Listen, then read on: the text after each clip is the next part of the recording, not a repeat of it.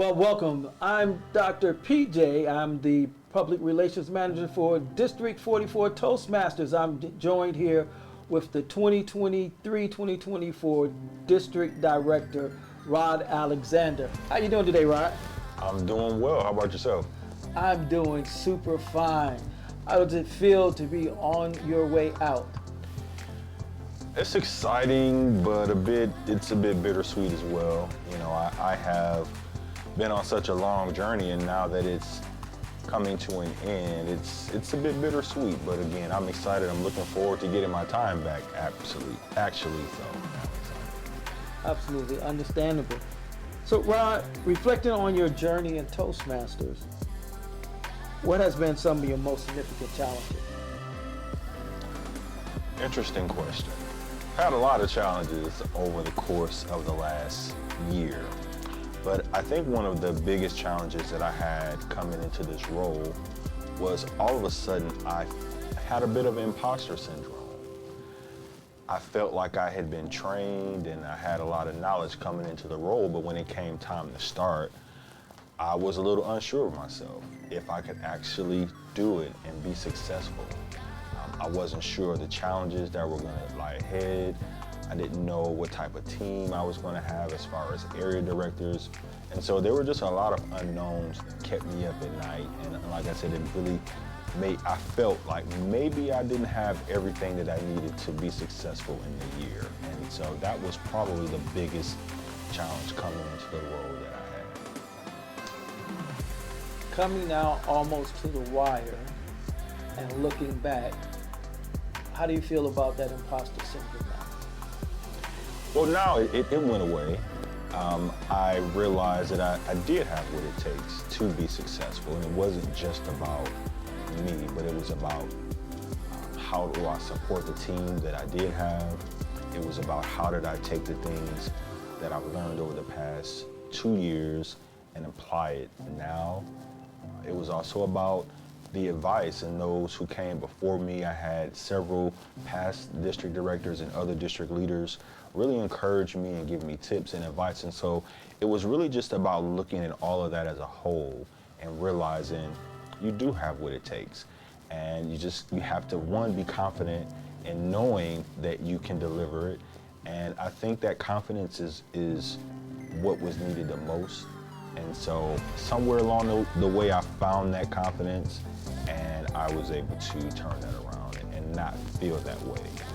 Well, you know what they say, most people who are challenged with imposter syndrome, the fact that they're challenged with it is the validation that they aren't imposters. Typically, they have already proven and validated those things that they are having imposter syndrome about. And it sounds as though that's what you did in the 2023-2024 Toastmasters year. Yes, I think so. Can you share specific examples of how your leadership and communication skills have evolved through your role as a Toastmaster and a leader? Absolutely. Coming into this role, there were a lot of things that I knew that I didn't know as far as communication and leadership. One of the things that I had to learn over the years is how to be clear with my communication and making sure that the people that I was communicating with, that they had a clear direction and understanding of what my ask was. And so that is something that I have learned even outside of Toastmasters when it comes to family and friends or just in general and even at work. Making sure that when I'm communicating with people that they, one, well, we're on the same page, and two, that there's an understanding of what's being said and what's being reported. And so that's absolutely something that I can see that I'm in an area that I've grown in over the last few years. As far as my leadership is concerned, I just think that I've grown as a leader overall because I didn't know what type of leader that I was. I never really had a leadership role that required me to be responsible for so many people. And so coming into this role a few years ago, my thought was, I'm gonna do the opposite of everything that I hate to see in another leader. Okay. And I said, I'm just gonna start with that. Don't do the things that you've seen other leaders do that you don't like. And that was where I started. And so looking back, I think I was successful in many ways in that. Other ways, not so much. But mainly making sure that the team that I lead, that they have confidence in me and my ability. And everybody may not necessarily always feel that way, but it's about how do you, like I said, how do you make them feel comfortable? How do you get them on the same page? How do you help them to appreciate your vision? And so all of those things I learned over the last few years as a leader. Like I said, I'm still a work in progress. You know, with this role, it's only 1 year. And so it's so much to learn so fast. And of course, if I was to do it over again, I would definitely do things different. But overall, I definitely feel like I've grown as a leader in many ways when it comes to leading a team, getting others to follow you. What initiatives or programs have you introduced or been a part of during your tenure? And what type of impact do you think they'll have? I love this question because I didn't necessarily think about all of the things that I've done over the past few years, the things that I've introduced. And so a couple of things that come to mind is the Google Workspace. That is something that was introduced to the district because of me. And I learned that from other district directors who were also serving at the same time as I am. And so I'm pulling things. So the Google Workspace is something that I brought to the district. I think that has helped create continuity and communication for our members. We've also utilized the Google Workspace Share Drive, which allows us to retain information. Our district has been around for 10 years, and there's a lot of knowledge, unfortunately, and documentation that has been lost because we didn't have some type of file keeping or document keeping system. And so Google Workspace allowed us to be able to create that and that consistent communication. One of the other things that I created that I think will help our district is our district protocol, our district bylaws, as we call them. And I think that has been something that is sorely needed. I remember coming into this role as a club growth director, and I'm looking like, okay, I know we've got the handbook, but where's our district book? You know, what are the things that we used to do? You know, the history. A lot of that was missing. And so I saw that as something that was needed.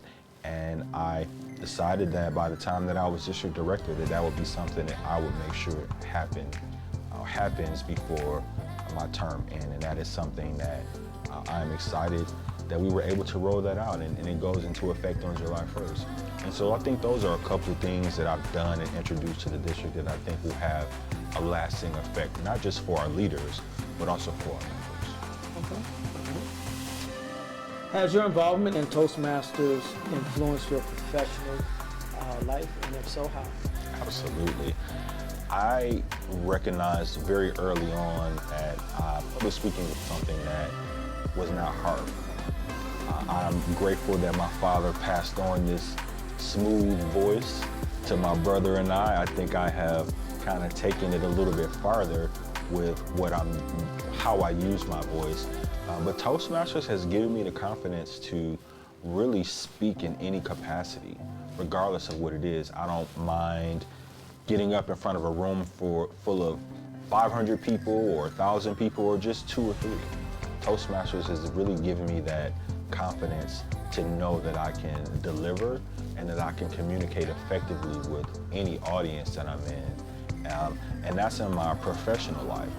Also, my friends call me the king of interviews. I've had quite a few jobs as an adult, but the one thing that I can absolutely say is Toastmasters helped me sharpen the ability to think on my feet, which allowed me to do really well in interviews. It's something that I always know if I get an interview, 9 times out of 10, I'm going to get the job because I have that ability to think on my feet and to engage and really make the interviewee feel comfortable. And in some instances, I had no idea what I was talking about.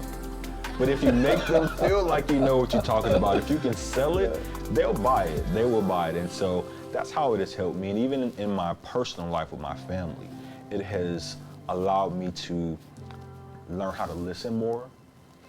And not always, I used to have this as my friends call it, this irritating ability to always want to offer advice when asked or when being told something. And Toastmasters taught me how to listen. Toastmasters also taught me the power of feedback and receiving, and not only just receiving feedback, but knowing how to give feedback. And that's a really crucial thing to learn. So all of those things, I think Toastmasters has really helped me personally and professionally. Well, there's someone that's watching that's a brand new Toastmaster. They may not even know what a DT is. Thinking back at the beginning of your journey, what are 3 points you would tell that brand new Toastmaster and their ability to also be a district director? I would say you can do it, for one. I think that's one of the biggest misconceptions. It was a misconception that I had. I very vividly remember the very first meeting that I had with my area director. My first in Toastmasters, I was a club officer, and the area director, we met, and she talked about the district director and district leadership, and I thought, wow, that seems so lofty.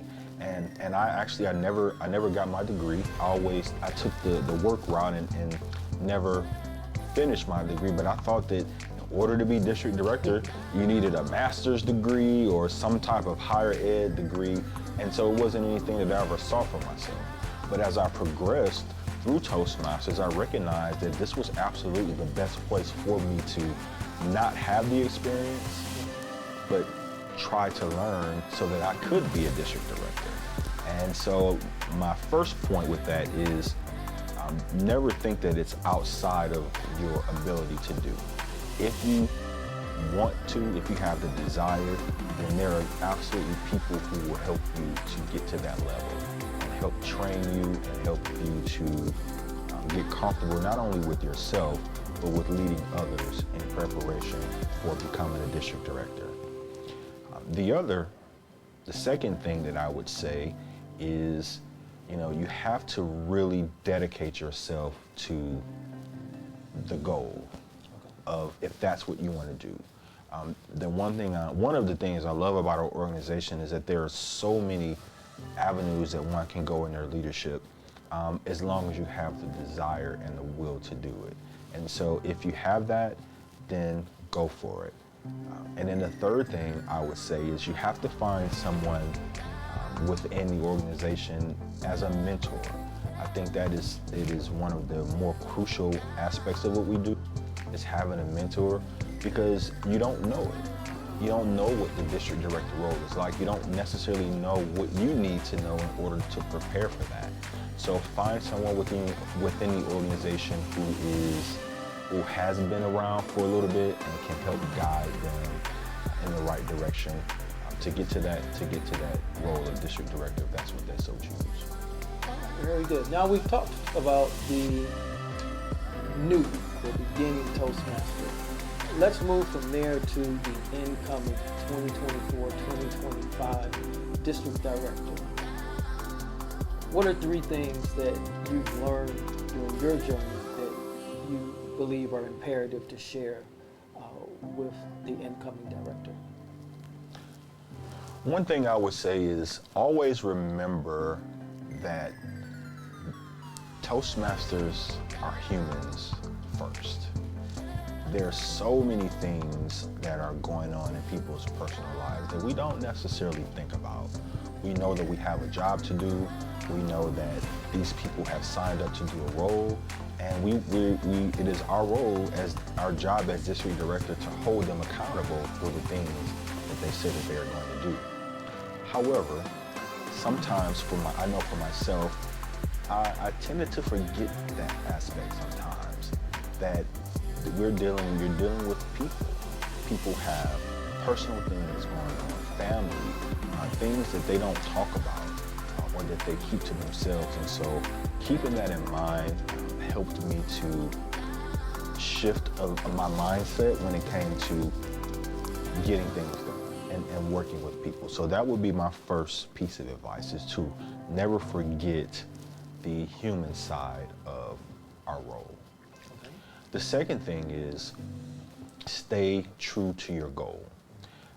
It can be easy to get sidetracked, especially when things may not necessarily be going how you thought they would go. And for me, I am a type of person who I don't mind pivoting. Okay. I've had 5 or 6 different things in my head that I can do. If that doesn't work, let's do this. If this doesn't work, let's do that. You know, that's the type of mindset that I have. But that's not necessarily the best way to operate as a district director. So that would be my second piece of advice, is to stay focused on the goal and don't let anyone or anything deter you from what you set out to do at the beginning of the year. And the third piece of advice I would give is don't forget why you're here. You're still here to learn and grow. And so you should still, while you're helping others, don't forget to work on yourself as well, because at the end of the day, you're the person that should have something to look back on to say how you've grown. And so don't forget to put focus and effort into yourself to make sure that you're getting what you need out of this role so that you too can feel successful at the end of the year. Oh, wonderful. 2 questions left. Maya Angelou said that people will forget what you say, people will forget what you do, but people will never forget how you make them feel.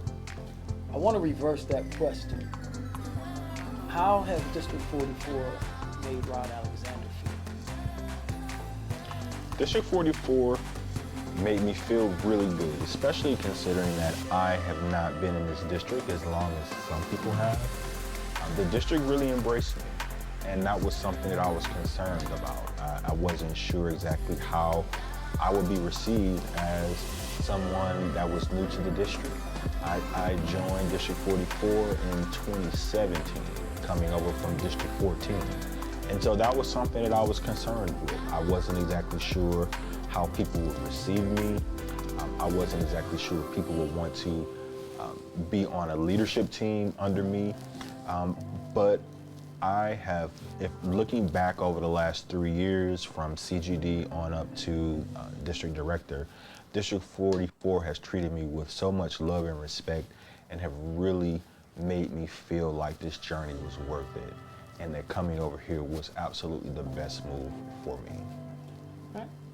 I have it on good authority, Rod, that prior to your district leadership, that you were a force to be reckoned with when it came to speech contest. Yes, that's true. That's true. Will we see you on the speech contest road again? I don't know. It just depends. That is something that I absolutely want to get back into doing. Speech contests were the thing that I really loved, and a year before I became area director, I was this close. I placed 3rd in the district contest. And so that is something that I want to get back to. And looking at my trajectory of leadership now, it just depends on what's next. I'm not sure if I'm going to take the region advisor route. I don't really know. I kind of want to take a little bit of time to use all of this newfound experience and this newfound skill set and really kind of have some fun with it first before I get back into any type of committed role. And so with that being said, I would say stay tuned. Stay tuned. We definitely will. Anyone that would like to get in contact with you outside of Toastmasters, how will they get in contact with you? So my email address is tm.rodalexander@gmail.com. That is the best way to get in touch with me. And then my phone number is on all of my outgoing emails. So if you've ever received an email from me, look at the bottom and you'll see my phone number. And so you can always feel free to text me. Just don't do it late at night. But either way, email or phone is the best way to get in touch with me. Rod, I've enjoyed this. It's been an honor and a pleasure to be under your leadership, to be the public relations manager, and to have this outgoing interview. Is there anything else that you'd like to share with the district or anyone that's going to watch the interview? I just want to say thank you. This has been a really great journey for me so much has happened in my life over the last 3 years. I've lost a sibling, I've purchased a home, I've gotten a new job, I've lost friends and made new friends, new Toastmasters friends. And so this has been a really great experience, and I would encourage anyone, if you have the time, definitely if you have the time, first make sure you have the time to commit. But outside of that, if you have the desire to enter district leadership, then I say go for it. It is something that will truly transform your life in a way that even I am surprised by. So I would encourage you to seek out that district leadership. And if you're unsure, just talk to somebody, and don't just talk to one or two people. I like to say shop around. Talk to various people and get different perspectives to see if this is something that you would like to do. And that is my message to anybody watching. And thank you. Thank you for all of the encouragement. Thank you for all of those district leaders and members who reached out to tell me thank you. It really has been a source of encouragement to get through these last few years. And this is Dr. PJ, the District 44 PRM, and this has been an interview with the District Director, Rod Alexander, who had something to say. God bless you.